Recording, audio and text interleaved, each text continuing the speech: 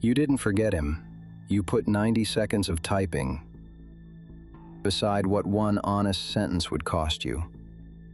In a room full of people who report to you, ran the comparison twice, and the number came back the way it always does.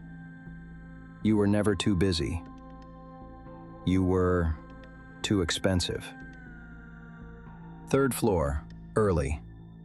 The fluorescents run at one flat note, and the light lands on everything equally.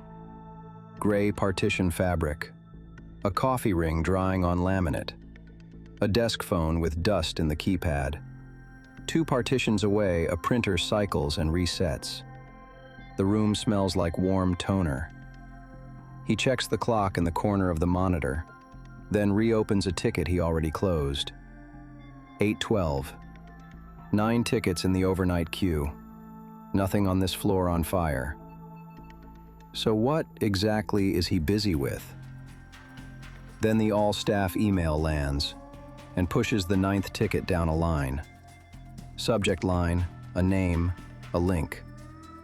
He hovers, moves the pointer off, brings it back, and opens it with the mouse, not the keyboard. 1 box, 1 prompt. Share a memory. The cursor blinks in it. The program goes to print this morning. The form locks itself the moment it does. The box is 1 box. There is no attachment, no dependency on anyone else's calendar, and no one on this floor will ever know whether he opened it. It is the smallest item that has landed on his desk this year. It is the only one he has not touched. He prices it before he types it. 90 seconds of typing. 40 seconds of a room reading it back, with his name over it. 1 forward from any of 200 inboxes that no rollback covers. He runs the comparison twice, not to check the math never moves, but because running it twice makes it a decision. The version where the field stays empty and the morning proceeds, beside the version where he writes what is true in his own words. The second one comes back with a line item he will not pay. Nobody audits an empty field. Then the sentence arrives, fully formed, ahead of the doubt. Anything I put in that box makes the service about me, and that's not what it's for. The program prints at 11 o'clock. That is the entire spec. 1 box, 1 field, no escalation path required. He scrolls the entries already posted instead. Someone 2 floors down has put 4 sentences in the box in under a minute. A borrowed charger, a laugh in a stairwell. He reads it twice.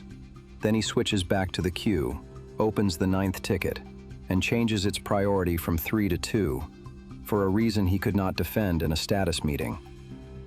The cursor keeps blinking in the box, patient, binding nothing. The printer 2 partitions away finishes its cycle and goes quiet, so he hears the carpet before he sees her. The program coordinator stops at his desk with a stack of proofs under her arm and turns the top page toward him. 3 paragraphs from other people, then his name, and 4 inches of white under it. She taps the white with a capped pen and offers to take it by dictation. 4 words. She'll type it herself. 200 inboxes, down to 1 person and a pen. No forward, no audience. No one else is at his row. Behind him, someone keeps typing. The window is open, not for much longer. At 9:26, he says he's mid-escalation and turns the monitor a 1/4 inch toward the wall. She says, of course. He writes a figure in the margin of the proof page, crosses it out, and slides the page under his laptop. The gap stays a gap. For 11 years, the story held, and it held because it was reasonable. The outage had a cause. The postmortem named one, in writing, in a room where nobody erased the whiteboard for a week. And the man in that room took the line assigned to him and did not contest it. Robert sat 4 chairs down with a laptop open and a page of notes in his own handwriting that said what actually happened. He did not read it out. The project shipped. The man was gone by spring, a transfer on paper, a farewell nobody scheduled. What Robert told himself afterward was not a lie, so much as a scheduling decision. An apology is a courtesy. Courtesies have no delivery date. So it went into the backlog, dated, unassigned, priority low, the way every item goes in, when the honest label is never. How much of any backlog is just a graveyard with better formatting? Backlogs are not where things wait. They are where things go to be forgotten on purpose. Here is the part that ruins the story. What the silence bought was a version of himself who had never sat in that chair. As long as the sentence stayed unsaid, the minute it described stayed unlogged. No record, nothing read back to him. Deniable by omission. He was not protecting a dead man's memory. He was protecting the last person alive who knew he had said nothing in that room. That person still has a badge and a parking space, and the fear he was buying his way around was never grief.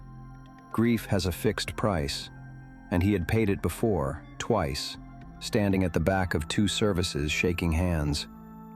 What he could not price was being known, by people who report to him, as the man who watched a room hand the blame to someone who did not earn it, and let the meeting end on time. The invoice cleared years ago.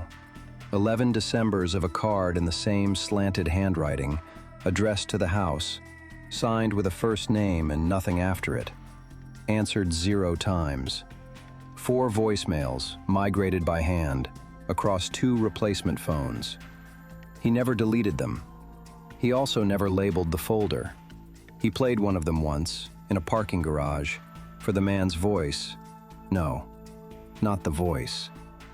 The last 20 seconds, where the man said it was fine, and meant it. You had a name in your phone this week, and you decided the timing was wrong. Which is the cheapest thing a person can decide. He is deciding it too. 3 feet from a printer that does not care. Every year he waited, the sentence got more expensive, and the higher price became the reason to wait another year. He built the cost, then cited the cost. The title on the badge, the 14%, the 2 teams under him, the billed hours stacked into a corner desk, with a window he does not turn toward. Every rung added weight to the drop of 1 honest sentence, and the added weight became the argument for climbing another rung instead. None of it was ambition. It was installments mailed to an address he refused to write down. He was not carrying the debt. He was earning against it. Interest only. The vent ticks and kicks on above the partition. The program coordinator passes his row again, with the stacked proofs under her arm, and she slows, half a step, at the corner of his desk. Her pen is still capped.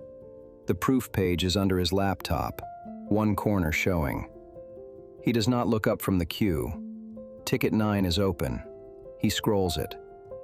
The stairwell door clicks shut behind her, and the latch catches twice. He can close the tab before the window shuts. 2 clicks. And take the queue instead. For the next 10 minutes, the relief will read as output. 3 tickets triaged, 1 escalation routed. A morning that finally looks like the job. Then the programs will come back stapled, stacked at the front desk, and he will pick one up on his way past and read the page his paragraph was supposed to hold. After that, he will take the far stairwell that adds 90 seconds to every trip. He will mute the all-staff thread. He will price every condolence in his inbox before he opens it. Carry this one alone, and keep the receipt where nobody audits him. He can pick the proof page up, walk it down 1 floor, and say 2 clean lines out loud at her desk before the window closes. A solid engineer, dependable under pressure. Her pen, her typing, his name under it. The form will accept it. The gap will become a paragraph. Then someone will read that paragraph aloud at the service, and it will land on the room as a compliment from a manager. Correctly formatted, correctly timed, entirely deniable. She will have written the sentence he owed. She will be thanked for it at the door by his widow, who will not know whose words she is thanking. And every hard note after this one will arrive at his desk already drafted, waiting on a signature, because she will know the arrangement. He can let the window close and pull the number still saved under a nickname. Tonight, the word that has done this job for 11 years. So, no. In the driveway, engine off, coat still on. Before he goes inside, his widow will answer, not for forgiveness. He will name the minute he stayed quiet, and the 11 years standing on top of it, with no figure attached to any of it. She will say something kind. The kindness will hold, until she asks him to repeat it to her sons at the graveside after the service. He will say it there, to a son who did not ask. He will write those sons every December after this one, in his own handwriting, unbilled. She will carry it into the drive home. The fluorescents hold their one flat note. 2 partitions away, the printer starts a job that isn't his, and finishes it. Down the row, a desk phone rings twice, and stops. The proof page is still under the laptop, one corner out. The tab is still open. The box in it is gray now. The cue is at 7. His hand goes to the desk phone, lifts it a half-inch off the cradle, and sets it back down. He sets the 9th ticket back from priority 2 to priority 3. At 11:04, the form is closed. The printer downstairs is already running, and his hand is still next to a phone he did not lift. The audit is complete. Which cost? Are you still paying?